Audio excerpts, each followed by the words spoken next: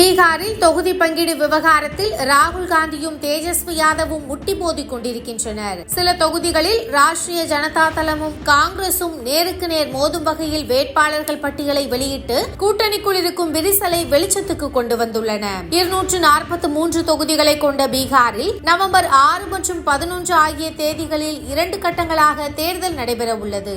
ஐக்கிய ஜனதா தளம் பாஜக தலைமையிலான கூட்டணியில் தொகுதி பங்கீடு சுமூகமாக முடிந்து வேட்பாளர்கள் பட்டியலும் வந்துவிட்டது.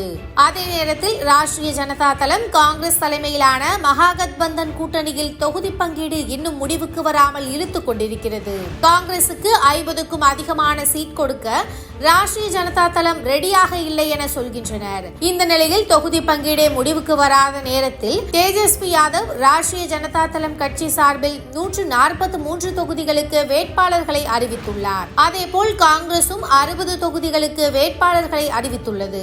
நிதிஷ்குமார் தலைமையிலான ஆட்சியை வீழ்த்தி முதலமைச்சர் இருக்கையில் உட்கார்ந்துவிட வேண்டும் என்ற ஆசையில் இருக்கும் தேஜஸ்வி யாதவிற்கு தொகுதி பங்கீடு விவகாரமே சறுக்கலாக அமைந்துள்ளது.